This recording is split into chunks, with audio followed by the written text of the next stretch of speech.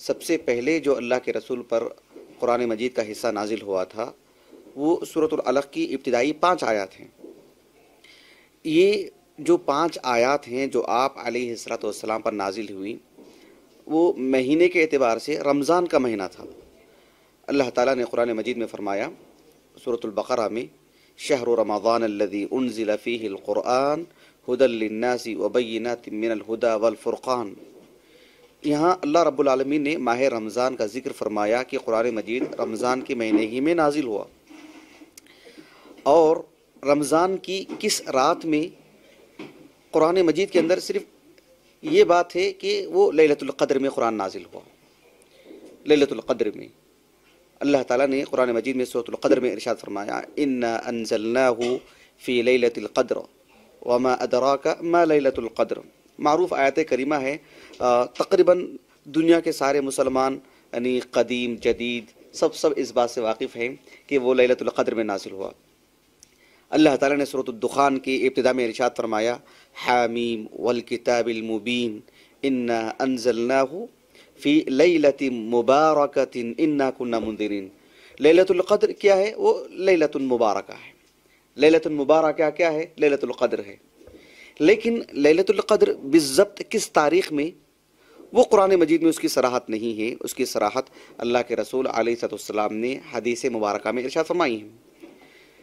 ایک حدیث مبارکہ ہے جس کے راوی واصلہ بن الاسقع رضی اللہ عنہ ہیں۔ میں سمجھتا ہوں غالباً دوسرا یا تیسرا درس ہے جس میں واصلہ بن الاسقع رضی اللہ عنہ کا نام آیا تھا۔ تفصیل کے لیے آپ اس درس کو سن لیجئے۔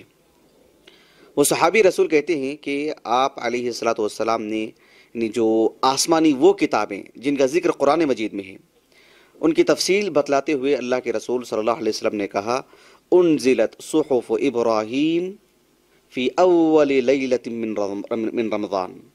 جو ابراہیم علیہ السلام کو جو صحیفے دیے گئے وہ رمضان کی پہلی رات آپ کو دیے گئے۔ وہ وانزلت التوراۃ لست مضین من رمضان، اور رمضان کی 6ویں رات کو موسیٰ علیہ السلام کو اللہ تعالیٰ نے تورات عطا فرمایا، اور انجیل 13ویں تاریخ کو، رمضان کی 13ویں رات، اس رات میں اللہ سبحانہ و تعالیٰ نے اس دور میں، اس رمضان میں اللہ سبحانہ و تعالیٰ نے انجیل عطا کی عیسیٰ علیہ السلام کو۔ وانزل الفرقان یعنی القرآن، قرآن مجید یہ کب نازل ہوا؟ آپ علیہ السلام پر۔ آپ علیہ السلام نے کہا ل24 خلت من رمضان، یعنی رمضان کی 24ویں رات بالضبط آپ علیہ السلام نے قرآن مجید کی نزول سے متعلق یہ بات کہی ہے۔ اس حدیث کو امام احمد بن حنبل رحمہ اللہ نے اپنی المسند میں لے کر آئے ہیں، واصلہ بن الاسقع رضی اللہ عنہ کی مسند میں۔ امام طبری رحمہ اللہ نے اپنی تفسیر میں بھی شہر رمضان الذی انزل فیہ القرآن، اس آیت کی تفسیر میں اس روایت کو اپنی سند سے لائے ہیں۔ اور عبد الرحمن ابن ابی حاتم الرازی رحمہ اللہ وہ بھی اپنی تفسیر میں شہر رمضان الذی انزل فیہ القرآن کی تفسیر میں اس حدیث کو لے کر آئے ہیں اپنی سند سے۔ یہ جو حدیث ہے، اس حدیث سے متعلق جو مسند احمد میں موجود ہے، مسند احمد میں موجود ہے، اور یہ مسند احمد مؤسسۃ الرسالہ سے جو چھپی ہے 52 جلدوں میں، شیخ شعیب ارناؤت رحمہ اللہ حال ہی میں انتقال ہوا ان کا، کم و بیش 1 سال ہونے جا رہا ہے، تو ان کی نگرانی میں علماء کی ایک کمیٹی نے اس کی تحقیق کی ہے۔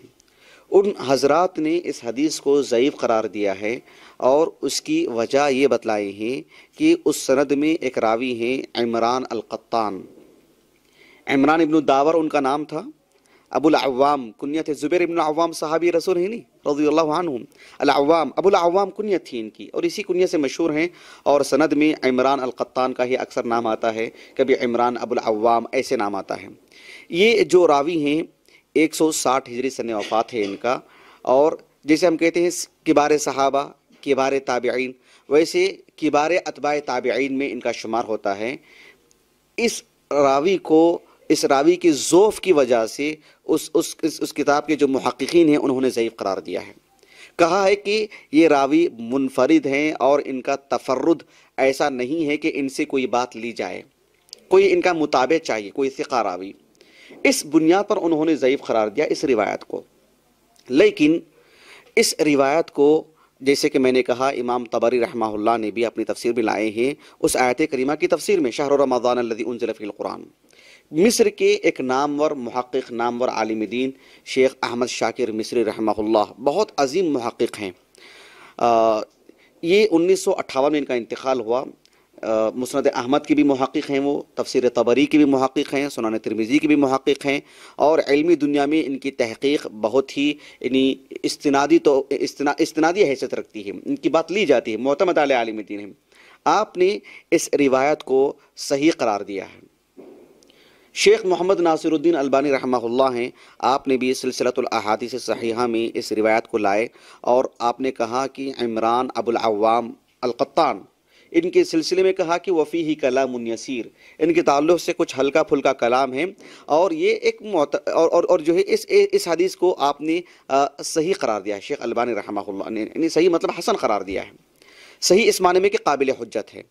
تو یہ عمران القطان جو ہے وہ جن سے روایت کرتے ہیں وہ قتادہ ابن دعامہ السدوسی ہیں، اور ابن شاہین رحمہ اللہ کہتے ہیں کہ عمران القطان رحمہ اللہ قتادہ ابن دعامہ السدوسی رحمہ اللہ کے یعنی خاص تلامذہ میں سے ہیں، اور ان پر ملا جلا کلام ہے، بیشتر کچھ محدثین نے ان پر کلام بھی کیا ہے، اور بیشتر محدثین نے ان کی سلسلے میں توثیق اور جو ہے صالح الحدیث، یکتب حدیث ہو، اس جیسے ملتے جلتے الفاظ کہے ہیں۔ اسی بنیاد پر شیخ البانی رحمہ اللہ نے ان کو حسن الحدیث قرار دیا ہے، اور حافظ ابن حجر رحمہ اللہ نے بھی ان کو صدوق ہی کہا ہے۔ کہنے کا مطلب یہ ہے کہ یہ روایت اللہ کے رسول علیہ السلام سے ثابت ہے، تو گویا کہ قرآن مجید کے نزول سے متعلق ہم یہ بات کہہ سکتے ہیں کہ یہ 24ویں رات کو نازل ہوا۔